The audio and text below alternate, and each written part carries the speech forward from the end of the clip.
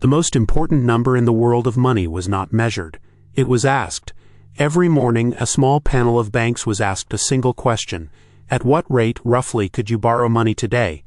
And each one typed in an answer. Those answers were trimmed and averaged into one rate, called LIBOR. And that one number set the price of money for the entire planet. It sat underneath mortgages, business loans, student debt, and an estimated $300 trillion of financial contracts. The strange thing, the thing almost no one outside the system understood, is that LIBOR was never a price at all. It was an opinion poll. Every fraud is a clock, and this one started ticking the morning a trader realized the most important number in finance wasn't being measured. It was being submitted. The number was LIBOR, the London Interbank Offered Rate. The question each bank answered every morning was not what did you actually pay to borrow. It was what rate could you borrow at, a hypothetical. A judgment, and a judgment, unlike a trade, leaves room to be a little optimistic, a little careful, or a little dishonest, and no one was ever really checking. What makes this one different is that there was no single villain and no single lie. There were two completely different lies, told for two completely different reasons, and both of them lived, in plain English, inside the bank's own chat logs. This is the story of how the most important number in the world turned out to be a request you could make by message, and how the people who moved it were punished unevenly and years too late. The man who became the face of it all spent about 5.5 years in prison before, in 2025, Britain's highest court erased the verdict. Start with how a normal price is set, because LIBOR was not it.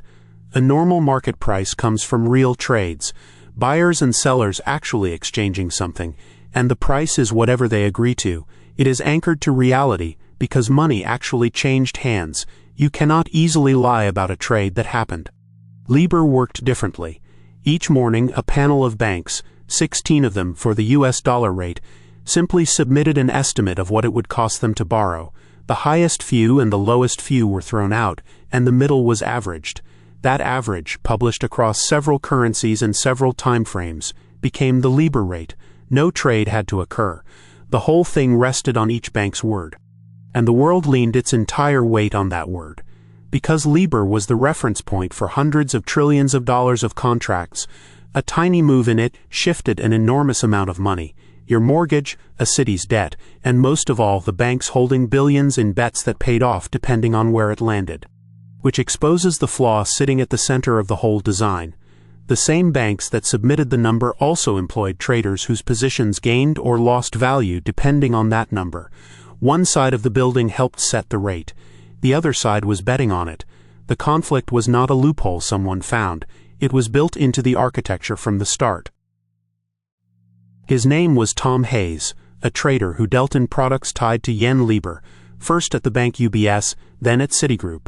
Hayes knew on any given day exactly how much money his book would gain or lose if LIBOR moved by a single basis point, 0.01%.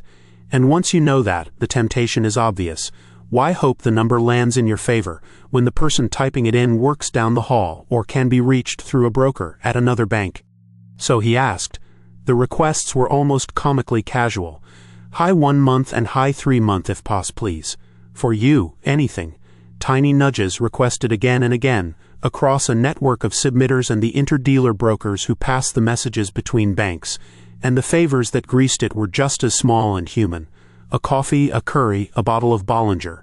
Over about 3 years, investigators counted on the order of 2,000 of these requests. And here is why such small asks could move so much. No single submission had to be wildly wrong. If you nudge several banks' numbers by a hair, the trimmed average moves by a hair, and a hair, multiplied across hundreds of billions of dollars in contracts, is a fortune. The manipulation didn't need a big lie. It needed lots of small ones, agreed to by people who found it easier to say yes than no. The most unsettling part is that none of it whispered. It was typed out in plain language, in messages people knew were being recorded, because everyone involved had come to treat it as ordinary, just how the desk worked. The fraud did not sneak around in the dark. It said please. And then the financial crisis arrived, and the lie quietly changed its shape. Because in 2008, a high LIBOR submission stopped being just a number. It became a confession. If a bank reported that it could only borrow at a high rate, it was effectively admitting that other banks no longer trusted it, that it was in trouble. So some banks did the opposite of the traders. They submitted artificially low rates, not to win a bet, but to look healthier than they were. This was a second separate motive, and it is important not to blur the two. One lie was for profit, the other was for appearances. Regulators later found that banks did lowball their submissions during the crisis. But how far up that decision was known or tolerated, including a contested phone call between a Barclays boss and a Bank of England official, has never been cleanly resolved. No regulator has found that the Bank of England ordered it. The first public crack came not from a regulator but from a newspaper. In 2008, the Wall Street Journal published an analysis questioning whether banks' LIBOR submissions could possibly be honest. Quietly, regulators on both sides of the Atlantic, in the United States and Britain, had already begun to dig, and what they eventually found was not a clever cover-up, it was an archive. The banks had recorded everything, the requests, the favors, the casual if pos please, all of it sitting in years of saved messages. What finally made it undeniable was the first settlement. In June of 2012, the bank Barclays agreed to pay around $450 million, and the regulators released the chat transcripts. Suddenly, the casual messages were on the front page of every newspaper. Within a week, Barclays' chief executive Bob Diamond had resigned. After Barclays, the settlements came in a wave. The bank UBS paid around $1.5 billion. RBS paid hundreds of millions more. Deutsche Bank in 2015 paid around $2.5 billion, the largest of them all. Add it together, and the banks paid something on the order of $9 billion in fines for rigging LIBOR. The institutions clearly paid dearly. But look at who actually went to prison, because the pattern by now is familiar. The people jailed were traders and brokers.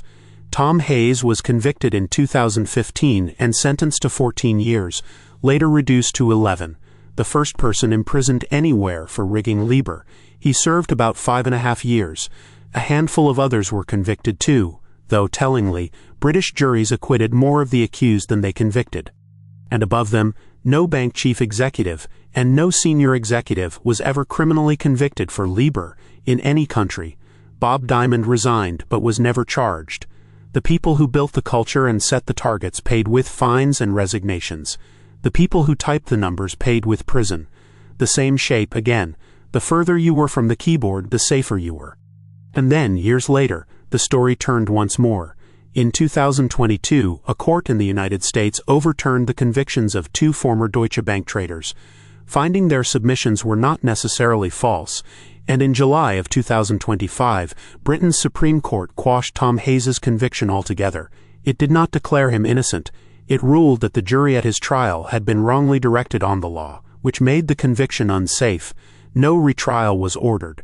The man who had become the face of the scandal walked out from under it.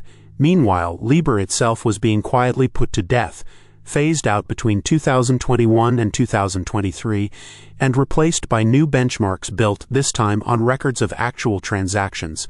The most important number in finance was retired, not because it lied once, but because the world finally admitted it could never be trusted to tell the truth. Most of the frauds in this series needed someone to hide something. This one only needed a number that was asked for instead of measured. LIBOR's fatal flaw was never a single dishonest person. It was a design, a number that priced the entire world, but was built from opinions rather than trades. And any number built from opinions can, sooner or later, be built from dishonest ones. The most important number on earth moved on the words, high 1 month if pos please. That is the whole warning. When you let a number that matters be set by asking instead of measuring, you have already decided something, that one day, when the stakes are high enough, someone will simply ask for a lie, and someone will type it in. 14 frauds, 1 clock, money, a phone call, code, a machine, a signature, a coin that was only a number, a profit that was never cash, a risk dressed up as arbitrage, gold from the wrong place, a cost that called itself an asset, a deposit that was never safe, an engine that knew when it was being watched, a sales target nobody could hit honestly, and now the most important number in the world set by asking instead of measuring. The thing they ask you to trust keeps changing. The clock never does. There's always a next one. Thanks for watching Quiet Loops.